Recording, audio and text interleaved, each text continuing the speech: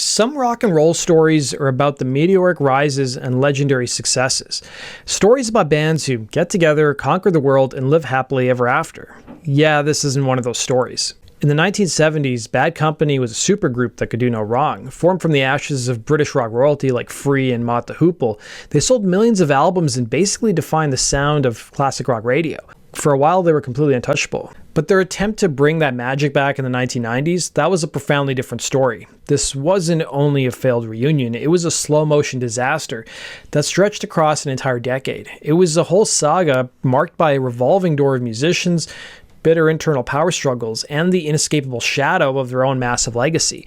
The 90s saw not one but two different versions of Bad Company. One of them sold platinum albums but completely collapsed from the inside out, while the other was the one that fans had been dreaming of for years, only for it to fizzle out before it really got going again. So how did a band that once ruled the world end up as one of rock and roll's most telling cautionary tales?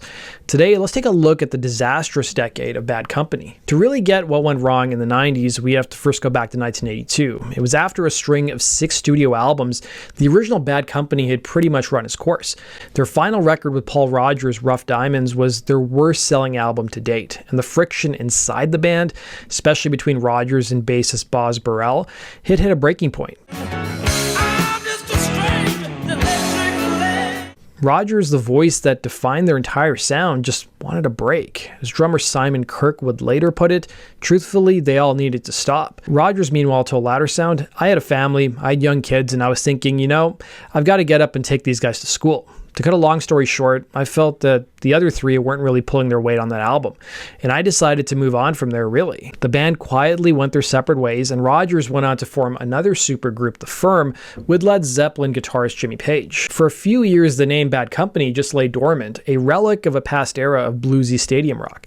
But you can't keep a good brand name down for long. It was in 1986, founding members Mick Ralphs and Simon Kirke decided to resurrect the band at the urging of their label Atlantic Records. The problem was that they needed a frontman, and Paul Rodgers was an impossible act to follow. But they found a contender in Brian Howe, an English vocalist who had recently fronted Ted Nugent's band. Howe had the powerhouse rock voice and the stage presence. In an interview, Howe later claimed he was against using the name Bad Company from the start, sensing the immense pressure and the comparisons it would bring. But the decision was made. They brought in Steve Price on bass and keyboardist Greg DeShirt and went to the studio with producer Keith Olsen, who was known for his work with Foreigner. The result was the 1986 album Fame and Fortune. Sonically, it was a world away from the gritty blues rock of the 70s.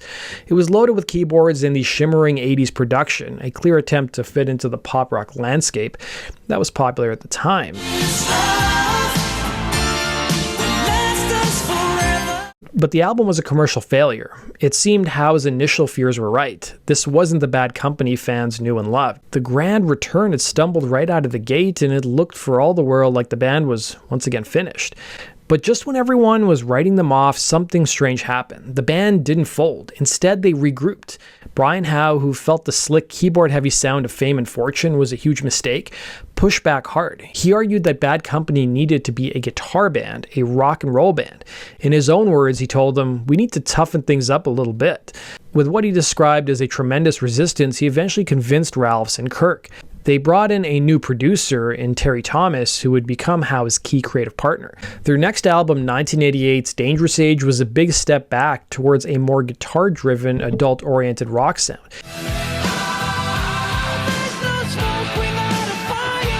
It performed better also, going gold and spinning off a few rock radio hits like No Smoke Without a Fire. This was progress. The band was finding its footing. But it was their next album that truly defied all expectations. Released in June of 1990, Holy Water was a monster. Written mostly by Brian Howe and Terry Thomas, the album was a perfect mix of hard rock and radio-friendly hooks. The title track shot to #1 on the Billboard Album Rock Tracks chart.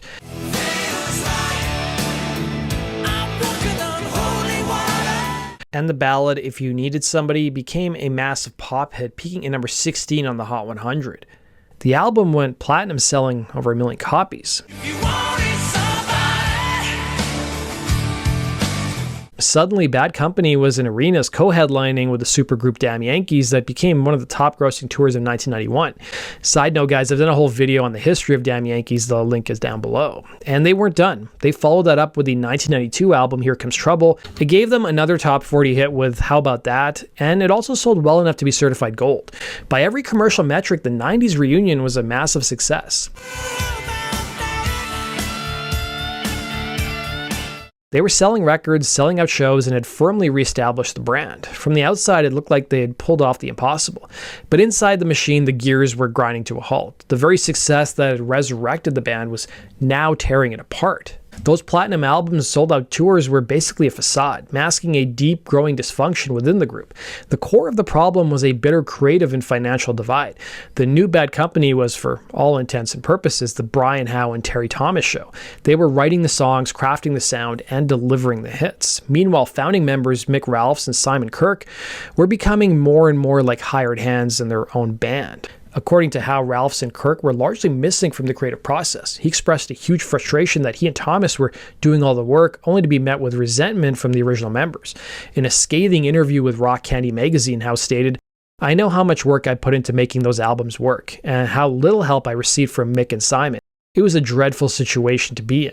He felt they were happy to tour and cash in on the new success, but had run their course as songwriters. This created a really bizarre dynamic. The band was touring under a legendary name owned by two of its members, yet the musical identity was being forged by its lead singer and an outside producer. The resentment flowed both ways. Howe claimed that the original members hated the fact that the new hits were his, which effectively cut them out of the songwriting royalties that had been so massive in the 70s. He felt his entire era with the band was later airbrushed out of history by the original lineup, who he said lived in a cocoon where it's permanently 1974. By 1994, the situation became unbearable. Howe accused the band of getting very, very sloppy live, and he just had enough. After a final live album, What You Hear Is What You Get, Howe officially quit the band that he had led back to stardom. Kirke recalls those years with Howe as possibly the worst period of his life. He added, "I got seriously into drink and blow and went to the first of 5 rehabs. I was in a terrible mess. When our label called suggesting a regroup without Rogers, it seemed like a way out. It's a period of my life I'm not proud of, but I will add a caveat. It might not have been the Bad Company as most people remembered it, but we got a lot of new fans and we did some pretty good tours." This was the first disaster of the 90s. It wasn't a commercial failure, but a complete internal collapse. The lineup that had generated millions in sales and brought Bad Company name back from the dead had rotted from the inside out. It proved that you could have hit records and sold out tours, but without mutual respect, it was all built on a foundation of sand. So with Brian Howe gone, Ralphs and Kirke tried to keep their version of the band going. They recruited a new singer in Robert Hart and released 2 more albums in the mid-90s, Company of Strangers and Stories Told and Untold. Neither made any real commercial impact. This period proved a crucial point. That platinum success of the early 90s wasn't just tied to Bad Company's name. It was intrinsically linked to Brian Howe's songwriting and his vocal style. Without him, the project once again lost all its momentum.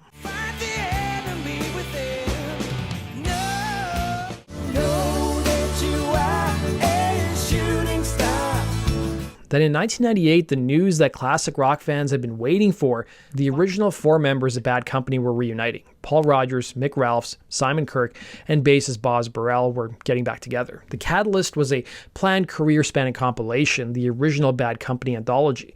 Rogers decided that if they were going to put out an anthology, it needed to have some new material.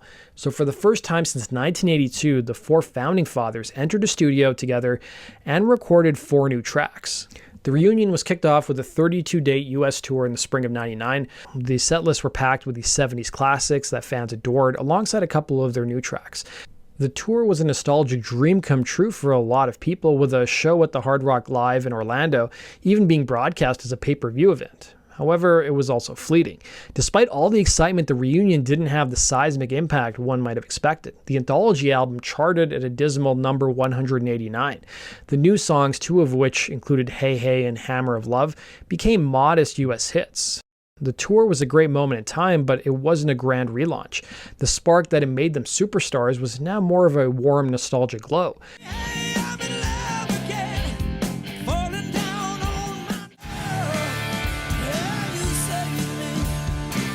According to Kirke, part of the reason it didn't last was that old tensions resurfaced, including lifestyle differences. In a 2014 documentary, Kirke stated that he and Rogers, who were both sober, did not want to continue on with the two other members who were not. The reunion tour of '99 came and went. It was a brief, if bittersweet, chapter that gave fans one last chance to see the four men who had created all the magic. The tour would be the last time Paul Rogers, Mick Ralph, Simon Kirke, and Boz Burrell even shared a stage. The second and arguably more anticipated reunion of the decade had ended not with a bang but with a quiet final whimper. Kirke confessed, "Paul and myself were sober, Mick and Boz weren't. We had to have our own tour bus. They had to have their own bus. I was fresh in AA, and I had to witness Boz swigging vodka out of a bottle and chopping out lines in the dressing room. It was tough for me. Plus, by that time, Boz was pretty much heart and soul into jazz playing, and he was very difficult to get on with. The tour ended, and that was it, really. We didn't share a moment together since." The years that followed would make any future reunion of the four founding members tragically impossible. In September of 2006, bassist Boz Burrell died of a heart attack at his home in Spain. He was just 60 years old. His solid, soulful bass lines had been the understated anchor of the band's classic sound, and now he was gone. Then a decade later, tragedy struck once again. In November of 2016, just after finishing a UK tour, guitarist Mick Ralph suffered a major stroke. The stroke severely affected his ability to play, and he would never return to the stage with the band again. His bandmate Simon Kirke later described Ralph's final years as painful to witness, saying he had no quality of life after the stroke. With Burrell gone and Ralph's incapacitated, the dream of the original four was over for good.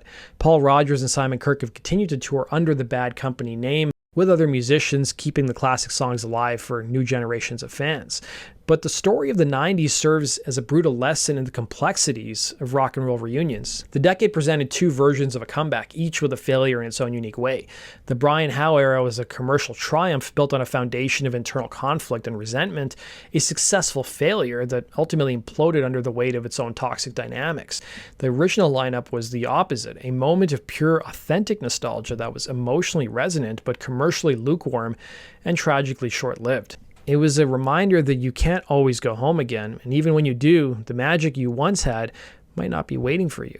In the end, Bad Company's tortured 90s journey stands as one of rock's most powerful cautionary tales. It shows that a legendary name is no guarantee of recapturing past glory, and that platinum albums can't patch the holes in a fractured relationship. The story of the Brian Howe lineup is a case study in how commercial success can mask a completely toxic internal environment, while the fleeting reunion of the original four is a poignant illustration of how even the most anticipated comebacks can just fade into history.